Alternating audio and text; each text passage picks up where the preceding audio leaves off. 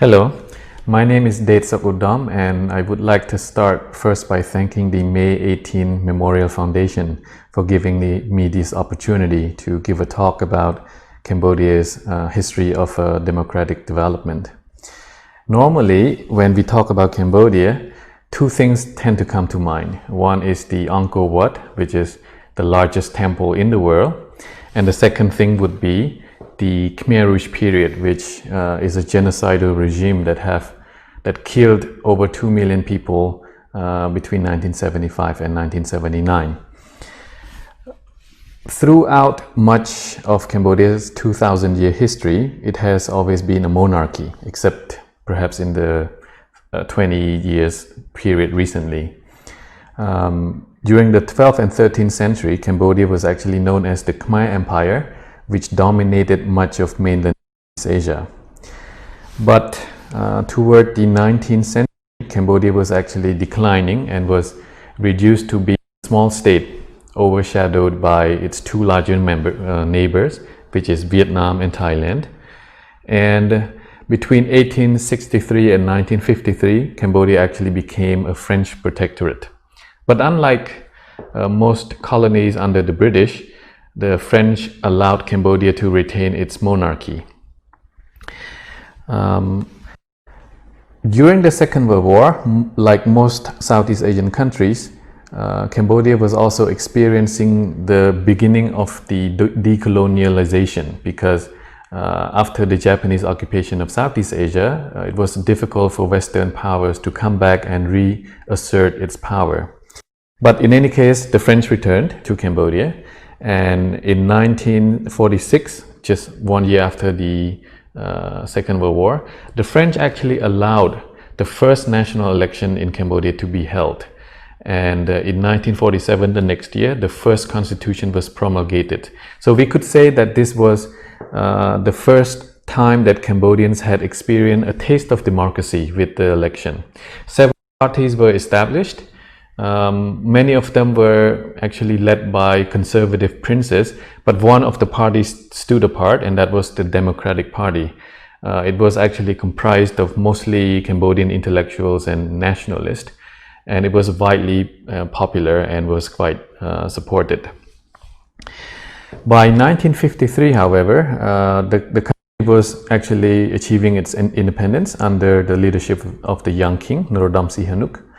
And once he achieved independence for Cambodia, he actually stepped down. He abdicated in favor of his father, and he formed a political party himself and led the party that would become the most widely supported party in Cambodia's history between 1955 all the way to 1970. So Cambodia actually between 1955 and 70 was almost equated with King Sihanouk anyway. He was at the center of the Cambodian political stage.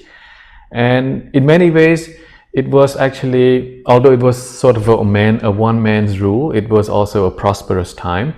Many of the older Cambodian generation tend to think of it as a golden age, where a lot of progress happened, and even Cambodia was prospering comparative to other countries, which was actually starting to be engulfed in the war, especially the Vietnam War. In fact, some refer to Cambodia as the island of peace during the 1960s. But as the Vietnam War was overspilling to Cambodia toward the late 1960s, we saw that King Sihanouk was losing the grips of power, because he was alienating the right-wing military and many Cambodian nationalists who wanted to be more, stand up to the Vietnamese who was encroaching Cambodian territories. So in 1970, when the king was abroad, there was actually a bloodless military coup against him. And Lon Nol, who was his general at the time, became the president of the republic, which was supported by the United States, because the US did not want a Cambodia that was friendly with the Vietnam that it was fighting. And so the Khmer Republic was established. This was the first time in almost 2,000 years that Cambodia lost monarchy, we could say. However, the country under the Khmer Republic did not prosper. In fact, it was plunged into a civil war because although the Khmer Republic still had support from the nationalists and people in the city area, a lot of people in the countryside still supported King Sihanouk, and so it was actually becoming a civil war in the country. And it was this time that the communist Khmer Rouge took the opportunity, recruited people from the countryside and fighting against the Khmer Republic that was based in the city. We could see that the country was actually going through a lot of civil war. Infrastructure was destroyed. People were fleeing from the countryside to the city as refugees. And so for 5 years, it was a turmoil, a difficult time for Cambodians, making people feel like they appreciated the stability that they had under King Sihanouk during the Sangkum period back in the 1960s. In 1975, in April 1975, the Khmer Rouge became victorious and in fact took over the country and renamed the country Democratic Kampuchea. In reality, the regime was anything but democratic. They did everything, that would be the contrary definition of democracy. For example, during their regime, people lost pretty much all of their rights. There were forced mass wedding, for example. People cannot choose their spouse and whatnot. Everyone belonged to the Communist Party, and so they would tell you whom to marry, and if you refuse, you would be executed. This is just one example of how the rights of Cambodians were completely rid of during the Khmer Rouge time. As soon as they took over the country or the city in April 1975, immediately they ordered Cambodians who were living in the city to evacuate to the countryside. They were telling people that the United States would bomb over the cities and whatnot, but in fact it was a lie. This had always been planned for a long time because the Khmer Rouge leaders had envisioned trying to develop the country through agricultural revolution. They believed that if the Khmer during the Angkor period could build an empire based on agriculture, they would be able to do the same. And they also were inspired by the Chinese during the Mao Zedong period. And so what they did was they forced everyone who lived in Cambodia to become farmers, right? So it was rather unnatural for many people and to adapt to this new life. Unsurprisingly, many people also died along the way out of starvation, or sometimes they were executed right away if they were known to be intellectuals or educated, or if they were former soldiers of the Khmer Republic, so they would be executed. But otherwise, a lot of other people died because of starvation and diseases. Schools, for example, in the city were turned into prisons or animal farms, whereas National Bank, for example, was destroyed because the Khmer Rouge actually abandoned capitalism completely. There was no free market, there was no money, and everything was destroyed. Overall, during the Khmer Rouge period, about 2 million out of 7 at the time lost their lives. So it's very common to talk to people and you would hear that somebody had lost their grandfather, their mother, their children, or whatever. It's very common in all Cambodian families.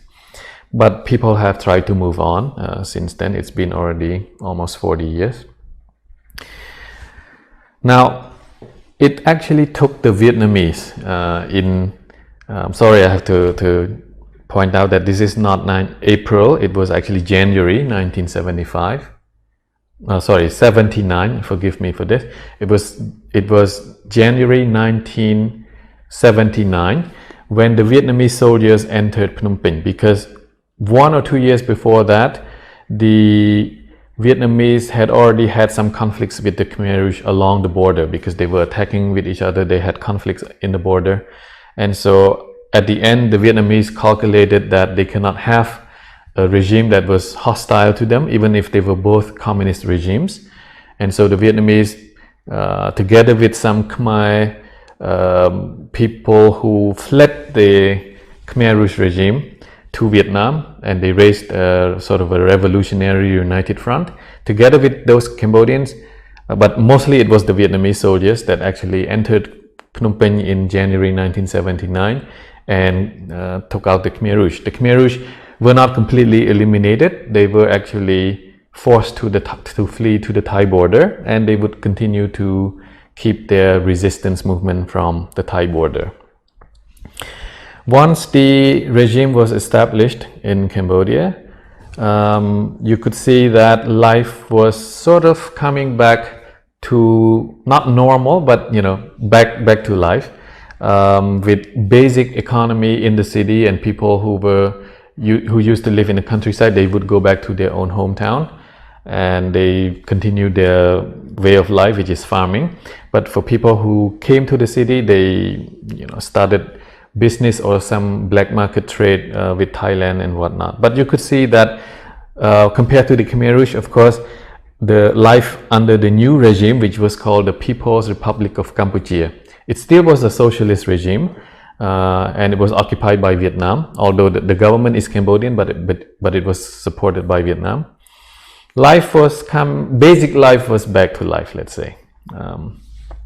These are just some pictures of people living about their life.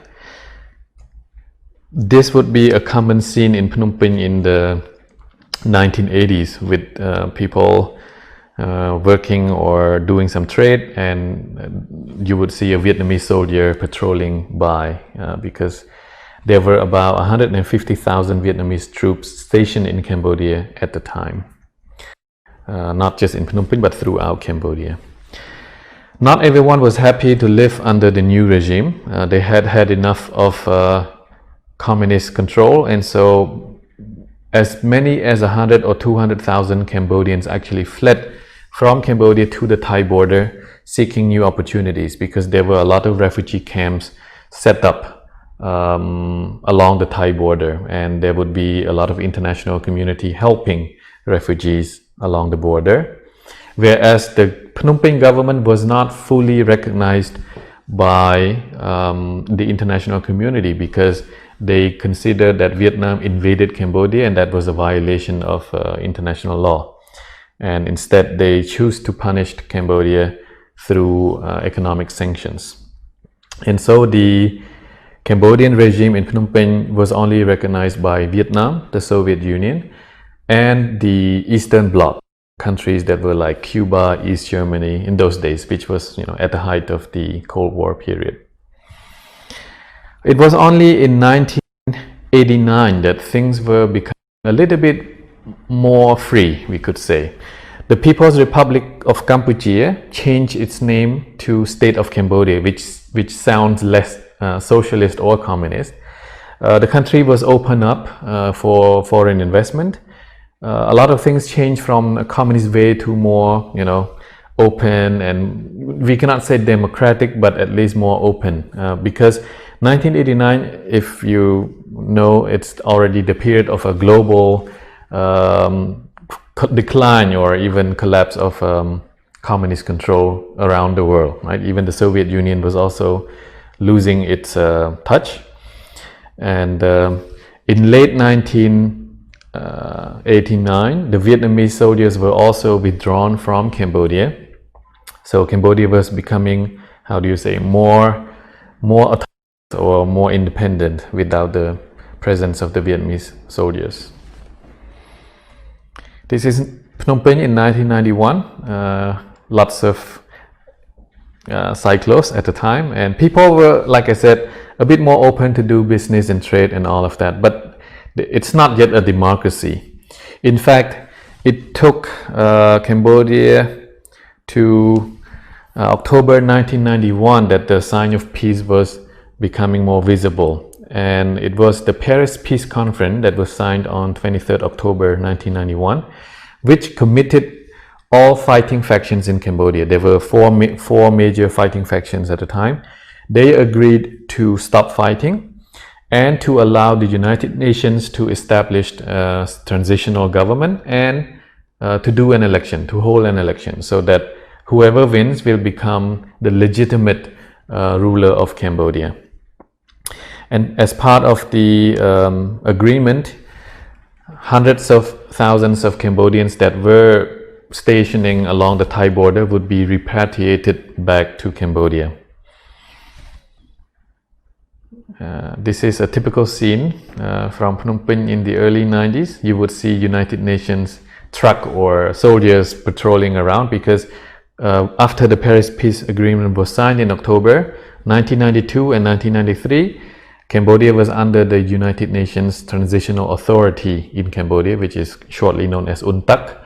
They were the one that was supposed to hold the country together and hold an election. So, in May 1993, an election was held. The two leading parties at the time was one, Fun Sin Pek, which was a royalist party, and it was actually established by King Sihanouk, who was at the time resistance leader.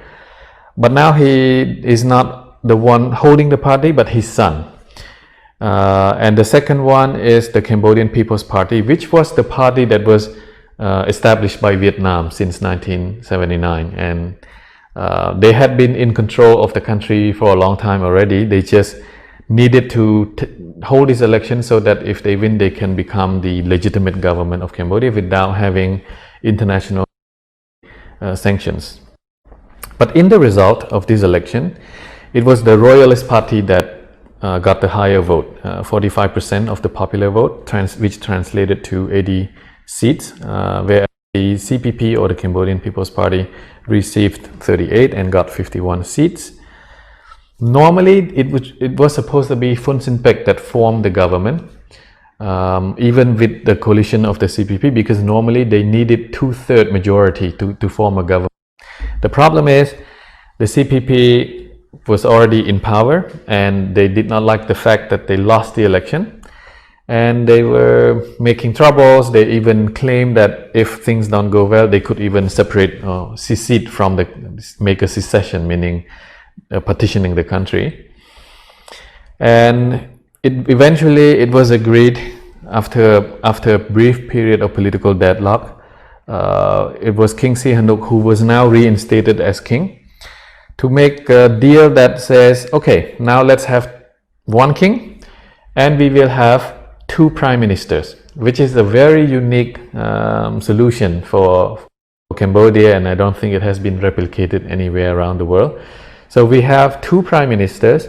We also have co-ministers in major ministries like defense or interior, and the rest of the ministries were divided along party lines. And despite this odd arrangement, between 1993 and 1997, Cambodia was actually enjoying quite a, open space for democracy.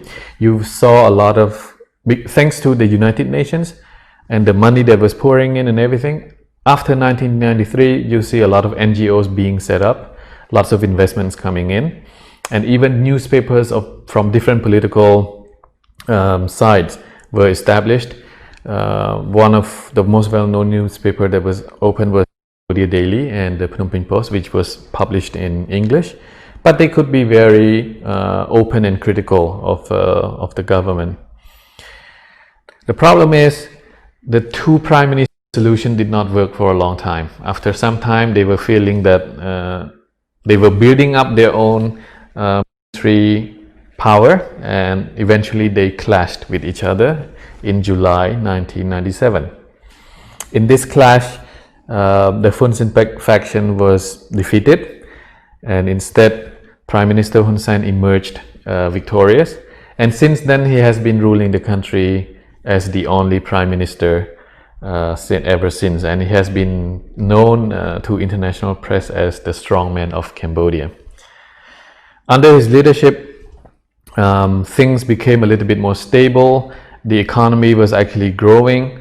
To this day, Cambodia, especially during the 2000s, Cambodia has one of the highest rising economic growth in the country. Of course, there were a lot of problems. There's corruption problem. There is,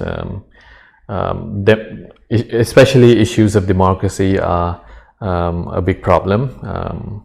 There were crackdowns, there were arrests, assassinations, and all of that. But overall, many people were sort of satisfied. And in fact, so the CPP continued to win the election in 1998, 2003, and even 2008. And at its peak, the CPP received 90 seats out of 123. So that was the highest seats of number that the CPP had received when there were opposition parties around, right? But despite this kind of growth, Cambodia was not, of course, perfect. There were also problems, poverty issues and all of that. And for people who belong to the opposition side, justice, social justice, corruption, deforestation, land grabbing and things like that, or impunity committed by politicians continue to be problems that people are not happy about. And when the two oppositions party merged together to become the Cambodian National Rescue Party in 2013, the opposition became a big challenge for the ruling party, for the CPP. And in that election in 2013, you see almost a half and half split of the vote. But in terms of seat, the CPP received 68 seats and the CNRP, or the Cambodian National Rescue Party, received 55. This is the official result that was announced by the election council. The opposition was not happy. They thought that they actually won the election, but this result was only because the ruling party cheated and there was irregularities of vote counting and all of that. And they were staging demonstration and protest for several months, demanding that the government either hold election again or, recount the vote, but that was refused by the government. So for the next few months, you saw a lot of protest in the country. Probably one of the largest protests that we saw in the country for a long time. This is in 2013. But after some time, the momentum of the protest was gone. They were eventually cracked down by the government forces and they had to disperse. And eventually the opposition agreed to join the parliament with the condition that they get some more parliamentary committee seats. For example, one of the opposition leader became the vice president of the National Assembly, and that they were promised, for example, license to operate their own TV and whatnot. They were promises, but eventually they were not really fulfilled. And eventually the opposition sort of lost its momentum.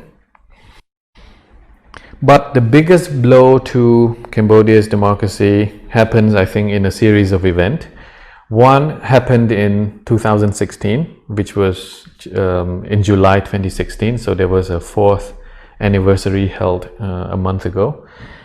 And that was the assassination of a very popular and widely respected social commentator and and political analyst. He was very frequent in terms of interviewing on radio or on TV, not on TV, but mostly on social media. And he was widely respected. But one day he was gunned down in broad daylight.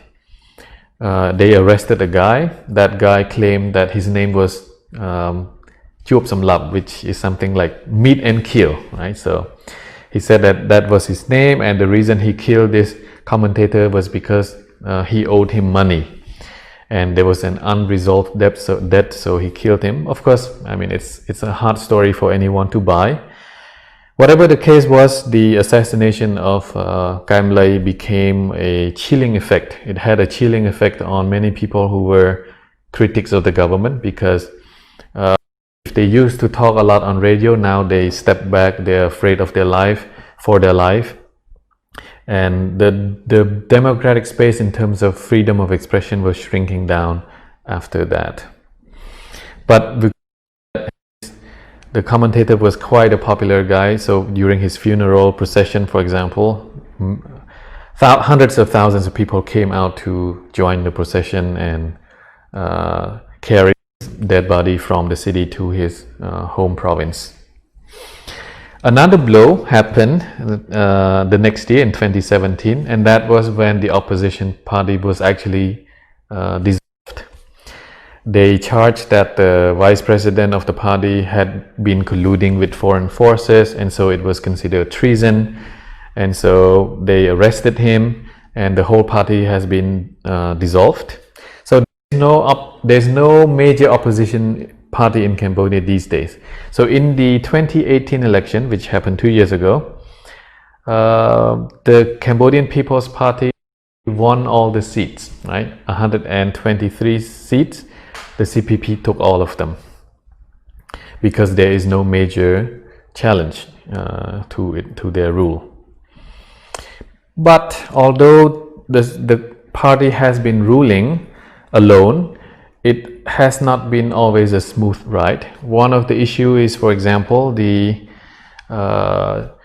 EBA, everything but arms. Until recently, Cambodia has been benefiting from exemption of tariff. Whenever Cambodia exports anything to Europe, everything but arm, meaning as long as it's not weaponry, Cambodia could export to Europe without having to pay any trade tax or tariff.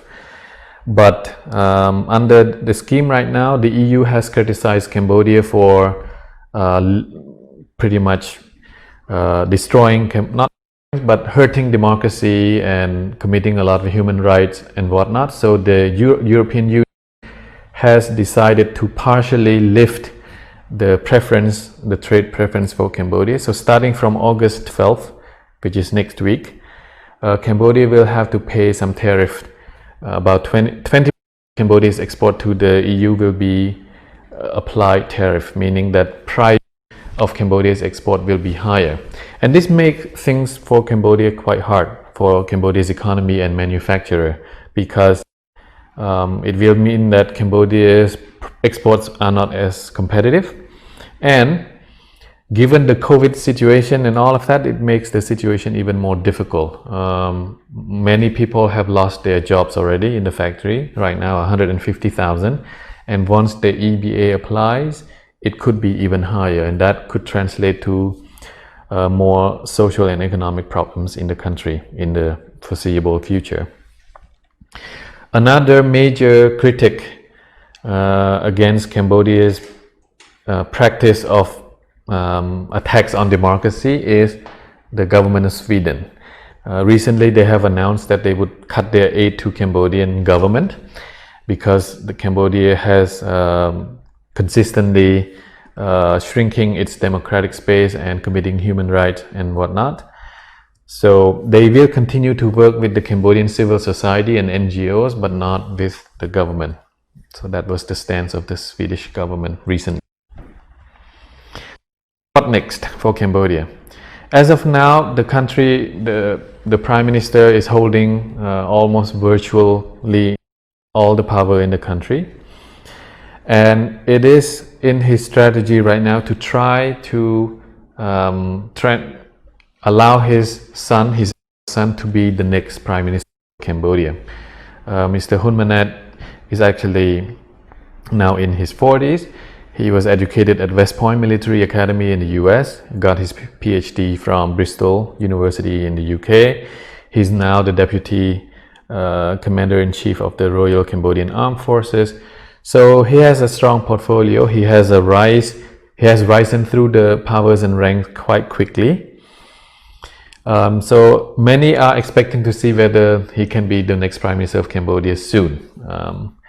But although there is no opposition party, the transfer from father to son kind of arrangement may not be as smooth as the Prime Minister wanted, because the reality is that even within the CPP itself, there are a lot of senior parties people who are normally perhaps should be in line for the next premiership, but right now there is no clear, we don't know what's going on in the party and how they would decide on it, but this would be something that would be interesting to watch for the next 5-10 years. But my guess would be that the Prime Minister will continue to stay in power for 5 or 10 years more, meanwhile letting the old guard of the party retire, and then he would pave the way for his son. Because if he tries to do it now, there would be some reaction and perhaps even backlash within the party. Worth pointing out that many children of the other senior party members also would be interested in holding senior positions. So I pointed out that Cambodia right now does not have an opposition party, and so in many ways democracy is the status of Cambodian democracy is probably at its lowest since 1993. But at the same time, there are also some socio-demographic factors that make the government more accountable and more responsive, and that is the role of social media. Facebook, for example, is very popular in Cambodia. Everyone is on Facebook, they're using it, and young people are quite active on it. So even if there's no opposition party, but whenever the government does something and the people don't like it, they actually voice their opinion. For example, recently there was a draft law about limiting how women should be dressing in public and all of that, and there was a lot of backlash, especially from young girls, of course, and also many activists and feminists, saying that the law is violating the privacy, the individual rights of people and all of that. So if you look at this chart, more than 50% of Cambodian Facebook users are between the age of 18 and 26.